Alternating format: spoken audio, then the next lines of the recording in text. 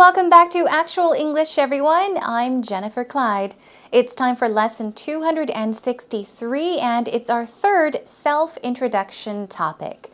Today we'll be focusing on cultural differences. So far from lessons 261 and lesson 262, we talked about moving to Korea and, of course, plans to live in Korea. Okay, for how long they plan to stay and what they look forward to. Today we'll focus on the cultural differences. Let's say, for example, when Alan or even Mary first arrived in Korea, the differences, what kinds of differences they felt or experienced compared to their home country or other places they visited or resided in.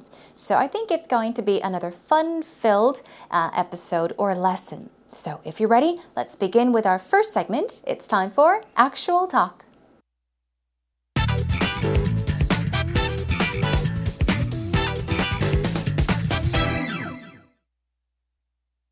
So you've been in Korea for 5 years now, and you're from Michigan originally? Yeah. What are the big cultural differences you found between those it's two? totally different. I think the first thing I noticed is personal space. Right. In America, I think in general, but Michigan more specifically, people have this big personal space. They like to have this distance between them and other Right. people. When someone comes into your personal space, people kind of step back, or there's always apologies. If someone bumps Right. into you, oh, I'm sorry, or excuse me, every single time anyone touches your body. Probably because there is more space. There is so much space, but In Seoul, not so much. Yeah, and I don't know what it's like in New York or other big cities, but in Seoul, that was the first thing I noticed: people bumping into me and not apologizing. And Right. at first, I was kind of like, "Whoa." Like a little stressed out by it, and then I realized that if I bumped into someone, they didn't expect an apology. Right. So it's kind of more relaxing, actually. Right. I turned around to be like, "Oh, I'm sorry," and they were gone. They were off to do their business. They weren't waiting around for an apology. So yeah, that was probably the first thing I noticed. But I came here with my brother, so there were things that. Obviously, there's frustrating things whenever you go to a new culture. Right. And because he's kind of like my best friend. So Right. since I had that, we were able to kind of laugh about the differences Right. rather than become frustrated by them. You could support each other during Right. that time. That's great. Right. So it was really good. How about you? Cultural difference, I think the food, eating out here is so much different to at home. Here it's a big social event. Right. You know, and you share food on the table. At home you have your own plate. Don't you touch eat it, on your it's own mine. plate. Yeah. And that's it. I like it here. I Yeah, like the it's food. great.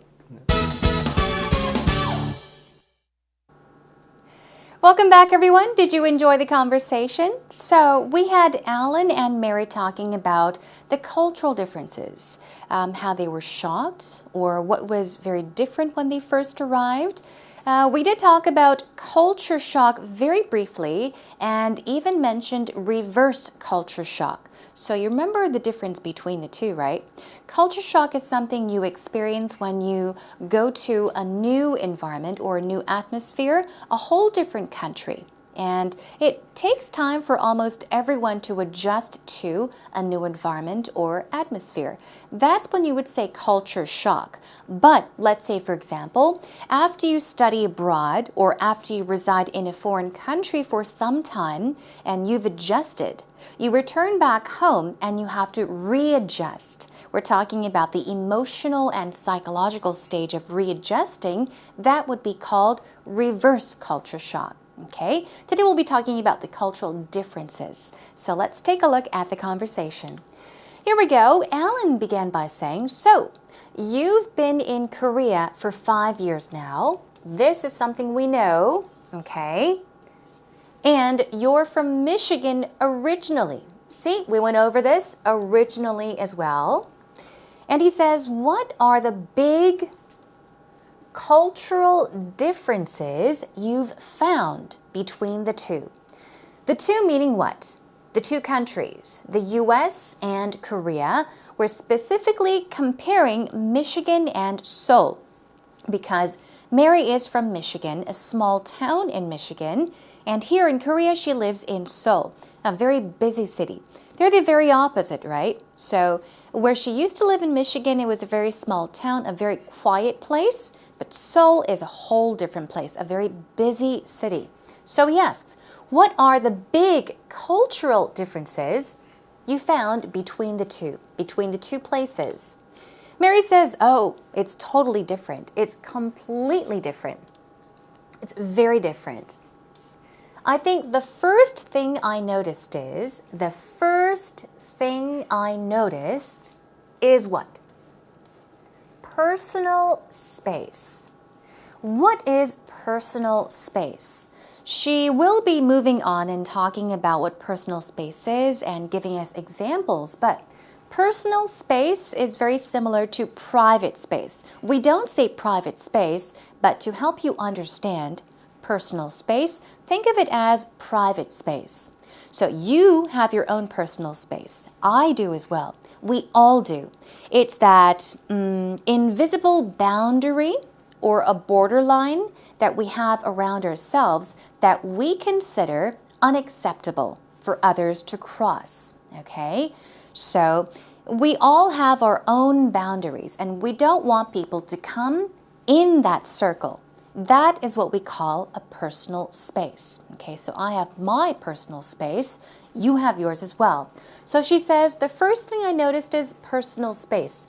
Okay, here we go. In America, I think in general, but Michigan more specifically, she's talking about Michigan specifically, people have this big personal space. So if you were to imagine your personal space to be a circle around you, people in Michigan specifically tend to have a larger circle. Okay, their circle is bigger. People should not cross that line. Okay, they are not allowed to step into that circle. They like to have distance or keep some distance between them and other people. So this is pretty much self-explanatory. Have distance or keep a distance, which means they like some distance between themselves and other people. Okay, they have a bigger personal space. When someone comes into your personal space, when somebody steps into that circle of yours, people kind of step back, or there are always apologies. Okay? So imagine once again. So if somebody steps in that circle, she says, people kind of step back. They take a step back. Oh, don't come near me, okay? Or there are always apologies.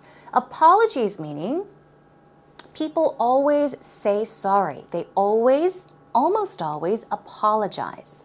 So if someone bumps into you, they will say, oh, I'm sorry, or excuse me, every single time anyone touches your body.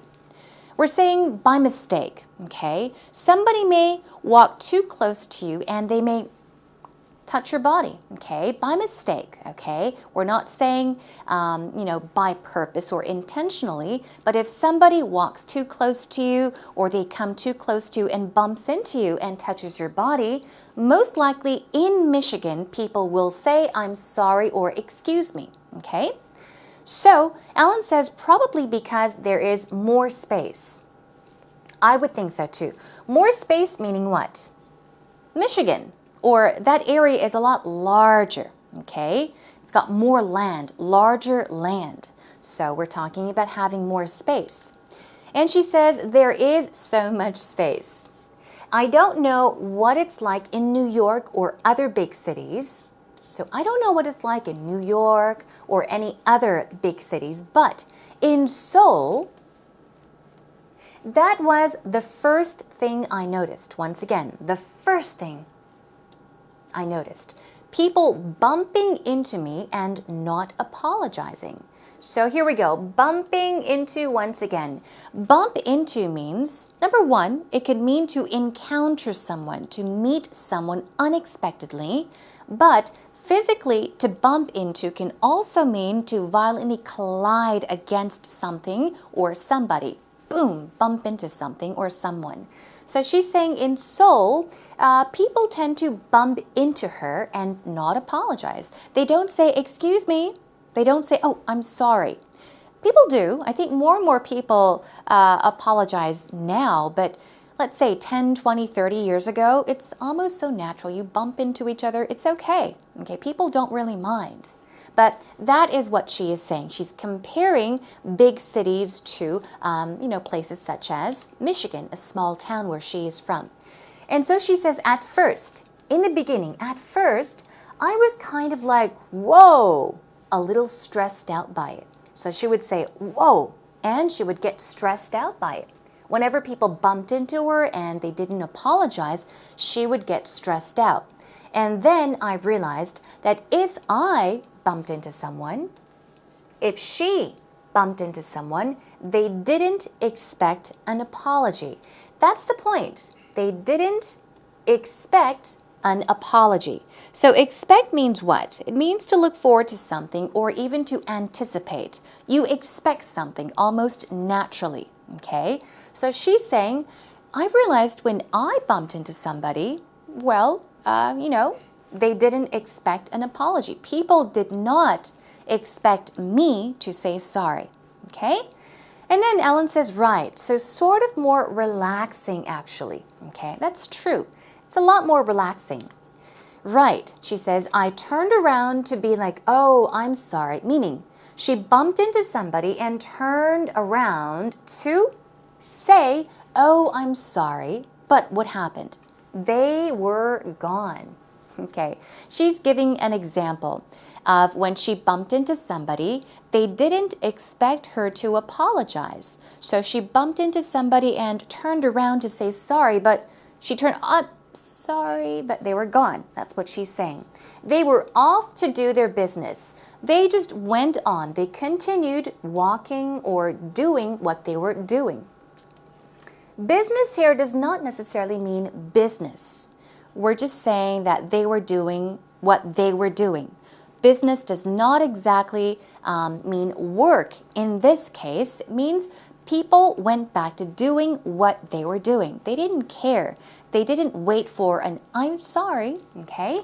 They weren't waiting around for an apology. Exactly, so Alan agrees. He says, right, that's true. Now, Mary says, that was probably the first thing I noticed, but I came here with my brother, so obviously there are frustrating things whenever you go to a new culture. That's true. Cultures are different. Every country, every nation has their own culture, so it is your job to adjust and learn about those new cultures, get used to them. But she's saying she came here to Korea with her brother and it was frustrating.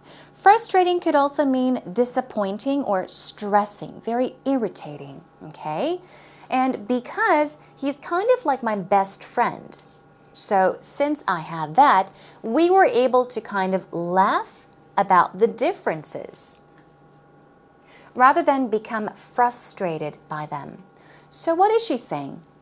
Although in the very beginning when she first came to Korea, it was a new culture and things that she did not expect happened, but they got used to it. And since she came to Korea with her brother, who was almost her best friend, they later on said, hey, big deal. They laughed about the differences. This does not mean they made jokes. They did not make fun of the Korean culture. They laughed really joyfully, meaning, oh, big deal. Ha ha ha, this is interesting. Hey, this is a very interesting culture. So they took it a positive way, okay? So they didn't become frustrated or complain about it, but they laughed about it. They learned about the new culture.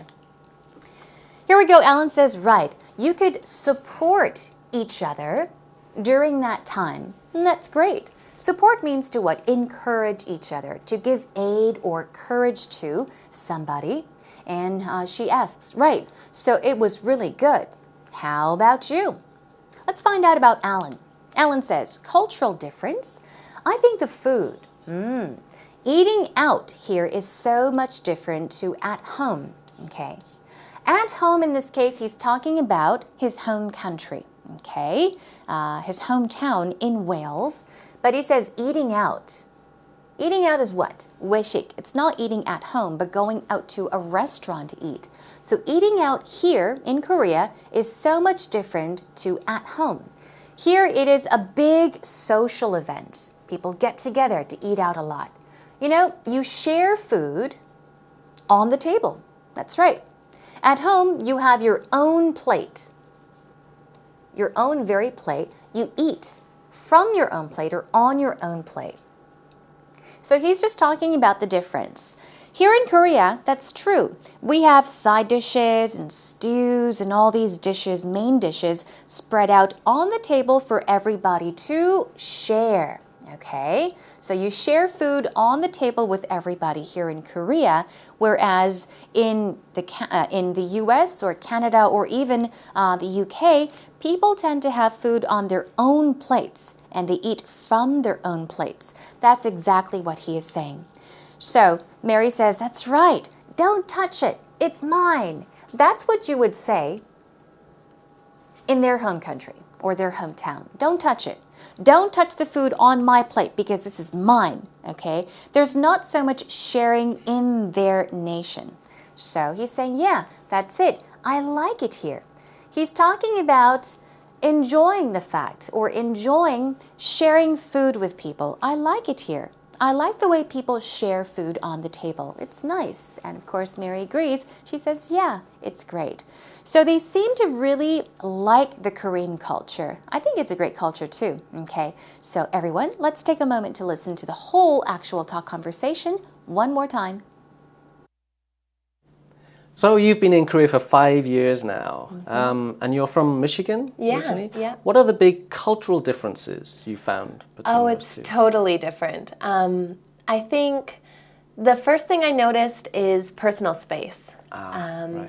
In America, I think in general, but Michigan more specifically, people have this big personal space. They like to have this distance between them and other people. When someone comes into your personal space, people kind of step back, or there's always apologies. If someone bumps into you, oh, I'm sorry, or excuse me, every single time anyone touches your body. Probably because there is more space. There is so much space. But in Seoul, not so much. Yeah, and I don't know what it's like in New York or other big cities, but in Seoul, that was the first thing I noticed, people bumping into me and not apologizing. And at first I was kind of like, whoa, but like a little stressed out by it. And then I realized that if I bumped into someone, they didn't expect an apology. So it's kind of more relaxing, actually. I turned around to be like, oh, I'm sorry. And they were gone. They were off to do their business. They weren't waiting around for an apology. So yeah, that was probably the first thing I noticed. But I came here with my brother. So there were things that, obviously there's frustrating things whenever you go to a new culture. And because he's kind of like my best friend. So since I had that, we were able to kind of laugh about the differences rather than become frustrated by them. You could support each other during that time. That's great. Right. So it was really good. How about you? Cultural difference. I think the food, eating out here is so much different to at home. Here it's a big social event, you know, and you share food on the table. At home you have your own plate. Don't touch it, it's mine. And that's it. I like it here. Yeah, I like it's great. Hi everyone, and welcome back to Actual Expressions. Are you ready to practice some vocab words and move on to our patterns for today? So I have chosen 3 words from today's actual talk conversation. Let's take a look at expect, okay? Although it starts with an EX, pronunciation-wise, it's I, expect, expect. It's 2 syllables, expect. It means to anticipate, hope, or even to await. So we're talking about anticipating the occurrence or the coming of something. You're looking forward to something, okay? What about frustrating? Frustrating, stress goes right there on the first syllable. Some other synonyms you might want to study, I would say this one. Try baffling. Baffling. Oh, it's frustrating. It's baffling. Or disappointing. What about support? Support is an easy word, but just to show you some synonyms, support. Some synonyms are encourage, strengthen. It also can mean to cherish something, okay? So encourage or cherish means to give aid to give courage to, support, okay? You all give me a lot of support. You all give me a lot of encouragement, okay? Let's move on to our first pattern, personal space. Now you know what personal space means, right? It's that circle you build around you and you don't want anyone else to step into that circle. That's your space. That's personal space. So let's check how we can use personal space in a sentence. I don't care if he's my boyfriend. He should not invade my personal space, okay? You can say this to anyone. I don't care if he's my sister, if she's my sister. I don't care if he's my father. I don't care if he's so-and-so. I don't want him or her to invade my personal space. Or you can simply say to somebody, you know, back off a bit. Don't invade my personal space. Or I would really appreciate it if you didn't invade my personal space. That's a lot more polite. Okay, that's personal space. Moving on to have one's distance or keep one's distance. It means to keep some distance between you and another person. Should I keep my distance to keep him interested? What was taken out here is from him. Okay. Should I keep my distance from him to keep him interested? People often say, hey, you know what? If you want to keep her interested, if you want to keep him interested in you, try to keep a distance. Don't be too easy. You've heard of that, right? So in that case, you're saying, should I keep my distance to keep him interested? Okay, keep some distance. Keep a distance. Moving on to bump into. We've gone over bump into several times in the past with the meaning to encounter unexpectedly, to meet somebody by chance. But today, bump into was used in the physical way. Okay, the act of colliding, okay, bumping into somebody violently. Okay, so here we go with a sample sentence. I wasn't looking ahead and bumped into a large tree. I wasn't looking ahead and bumped into a large tree. This actually happened to me when I was in high school. I was running, actually.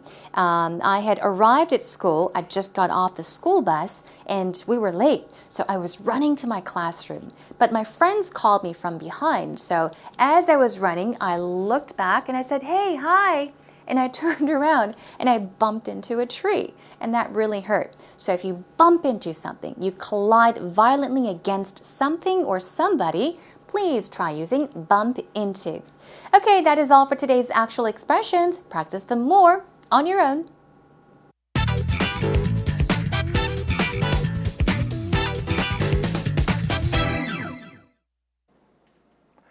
Cultural differences, I think, is a fantastic area and something we should embrace. There are plenty of differences between my home country, which is England, to Korea. And, well, I think that's a great thing. I remember first coming off the plane in Korea and noticing everything looking different. You know, the buildings look different, the environment looked different. And then when I was actually working with Korean people, you know, the whole working practice thing was different, the working hours was completely different, and culturally, food, when you eat and when you drink and when you socialize is completely different to the UK. There are so many differences between each country, and I think it's great that we can embrace these differences. And rather than say it's a negative or positive thing, just understand that they're different. And I think it's a fascinating thing for the future for people who want to travel too. Eugene B has talked a lot about the cultural differences he noticed when he first came to Korea. He said when he first got off the plane, everything looked so different. He even mentioned something about the food, the work hours, and lots more. But let's take a look at a few of the sentences he's mentioned. First of all, cultural differences, I think, is a fantastic area. He said area, but he's just saying it's a fantastic thing and something we should embrace. We should embrace is what? We should embrace, meaning to treasure, something very valuable. It's something we should embrace. It's great that we can embrace these differences rather than say it's a negative or positive thing. So simply put, he's just saying, you know, it's important that we embrace cultural differences rather than saying, oh, this is good, this is bad. That's what he's saying. So he says, don't complain, but just embrace it. Accept the cultural differences. I think it's a fascinating thing for the future. Why? For people who want to travel as well. So cultural differences. It's a very fascinating thing. It's a wonderful thing for the future, I guess, and also for people who like to travel because you will experience all different kinds of cultures. So I think Eugene B has given us a great response to today's topic. Okay, let's have a listen one more time. Cultural differences, I think, is a fantastic area and something we should embrace. There are plenty of differences between my home country, which is England, to Korea. And, well, I think that's a great thing.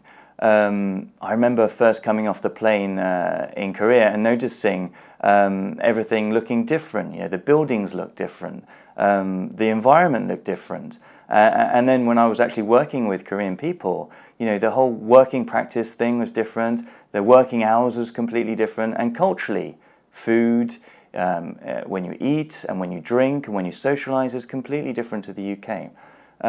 There are so many differences between each country, and I think it's great that we can embrace these differences. And rather than say it's a negative or positive thing, just understand that they're different. And I think it's a fascinating thing for the future for people who want to travel too.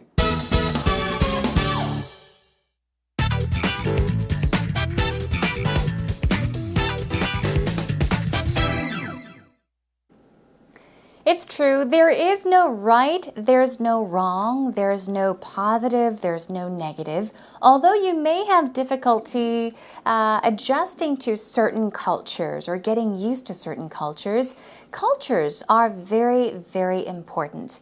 And I think it's important for travelers to be accepting of these new cultures. And I think it's also important for us to learn to appreciate new and different cultures. We have our own very special cultures, don't we?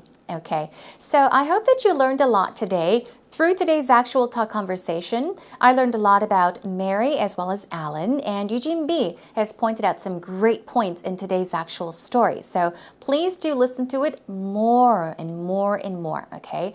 The more the better, right? Okay, so next time we'll continue on with our self-introduction topic. We'll find out more about what we can share in a conversation when we talk about ourselves. Okay, that's to come next time. In the meantime, come to our homepage. As always, come on over to www.ebse.co.kr. Look for Actual English with Jennifer. And if you have any feedback, comments you want to share, post them up on our message board. Okay, everyone, that is a wrap for today. Thanks for joining me. I'll catch you again next time. Until then, take care and bye for now.